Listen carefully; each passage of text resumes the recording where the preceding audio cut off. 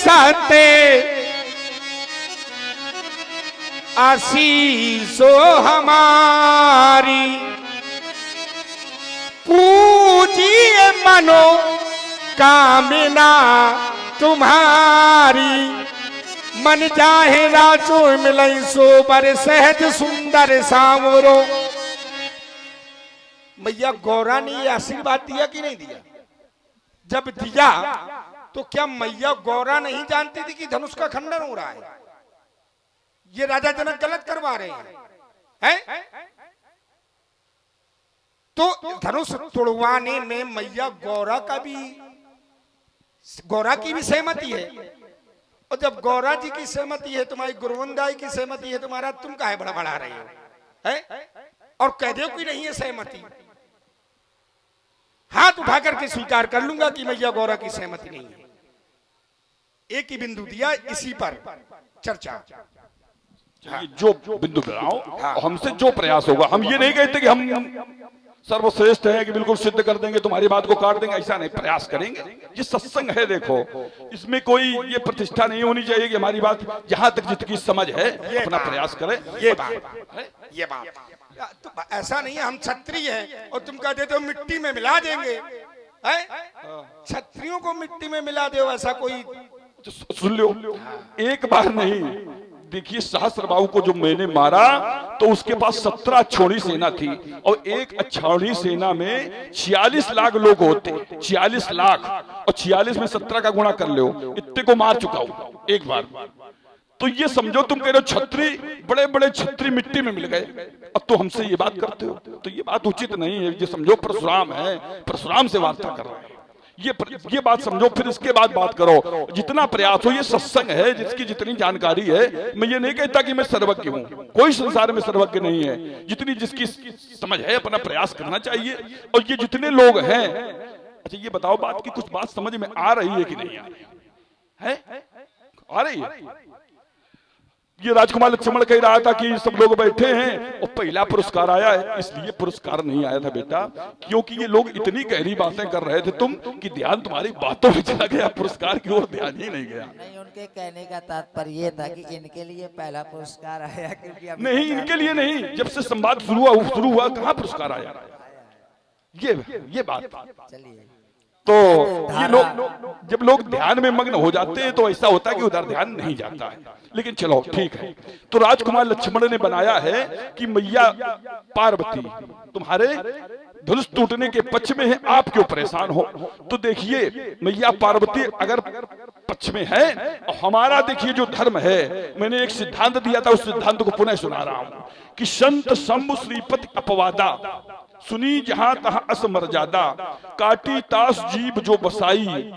अगर भगवान शिव की निंदा हो रही हो, संत की निंदा हो रही हो, भगवान विष्णु की निंदा हो रही हो, तो उसका विरोध करना चाहिए, ऐसा मैया सती स्वयं कह रही है। मैया सती ने स्वयं कहा है, मैं नहीं कह रहा। तो मेरी दृष्टि में भगवान शिव के धनुष को तोड़ करके ये कहाँ का पुण्य है कि धनुष तोड़ा जाए, पृथ्वी पर डाल दिया जाए? आप लोग विचार करो, जिसकी पूजा होती रही 21 पीढ़ी से, देवरात के बाद इसकी पूजा जनक के राज्य में होती रही। अच्छा ये बताओ, जैसे कोई मंदिर बनवावे भगवान शिव का, और मंदिर बनवा दे और उसमें सब लोग सहयोग करें, सार्वजनिक मंदिर हो भगवान शिव का, तो एक व्यक्ति का क्या अधिकार होता है कि तोड़वा दे उसे?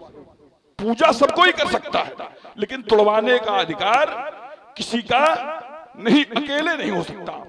तो अब राजकुमार लक्ष्मण ने ये बात लगाई है कि मैया सती उसके पक्ष में है, तो मैं ये कह रहा हूं, मेरा बिंदु ये है कि मैया पार्वती उसके पक्ष में है, आशीर्वाद दे रही हैं। तो अगर आशीर्वाद दे रही हैं तो परशुराम के लिए कोई एक व्यक्ति खड़ा हो जाए इस समाज से, वो कह दे परशुराम जी आप अच्छा नहीं कर रहे, उचित नहीं बोल रहे, मैं आपकी बात स्वीकार कर लूंगा, ठीक है। तो जब तक मेरे लिए कोई निर्देश नहीं आएगा, तो जो सिद्धांत है, ऐसा कोई सिद्धांत बताओ, तो हम तो सिद्धांत बता रहे हैं, ऐसे कोई सिद्धांत बताओ, अपनी बात को रोक रहा हूं। अब देखिए कोई समाज से बोले खड़ा हो जाए, नहीं, ये सिद्धांत संत समूह, ये बात नहीं है, मनमुखी बात नहीं करते, हम प्रमाण युक्त बात करते हैं। आपने एक सिद्धांत पढ़ा, मैं भी एक सिद्धांत पढ़ रहा हूँ। राजा जनक संत है, और संत का जीवन कैसा है, संत बिटप सरता गिरधरणी। पहले राजा जनक को संत सिद्ध करो, संत। रुक जाइए एक क्षण, रुकिए, भड़बड़ाओ अब रुकिए रुकिए, काहे रुकिए भाई, साथ में। बिल्कुल पूरी बात सुन लिया करो। अच्छा चलो ठीक है। जैसे बोले राजा जनक को संत सिद्ध करो, क्या राजा जनक को संत सिद्ध करने की आवश्यकता है? क्या राजा जनक संत नहीं है? राजा जनक संत बिटप सरता गिरधरणी परहित लाग समन के करनी। राजा जनक अगर संत ना होता तो अपने प्रजा के लिए अपना सारा खजाना लुटा दिया। जिस समय 12 वर्ष काल पड़ा,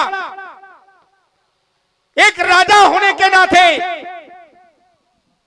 एक संत होने के नाते, क्योंकि संत दूसरों के लिए जीते हैं, अपने लिए नहीं जीते। और संत का एक सिद्धांत और कि उमा संत के यही बड़ाई और मंद करें सो करत भलाई। राजा जनक यानी कि संत के साथ अगर कोई व्यक्ति बुरा कर देता है तो संत बुरा करने वाले व्यक्ति के साथ भी अच्छा करते हैं, ये सिद्धांत है। और जब राजा जनक ने ये धनुष तुड़वाया है तो कोई अच्छा भलाई का कार्य किया होगा। अब बोले समाज से एक व्यक्ति खड़ा हो जाए, बोले समाज से एक व्यक्ति खड़ा हो जाए, हो क्यों नहीं रहा खड़ा? क्योंकि देखा महाराज, देखत भृगुपति वेश कराला, उठे सकल भय विकल भुआला। आपका वेश कराल देखा और देखा कि वृषभ कन्नूर बाहु विशाला।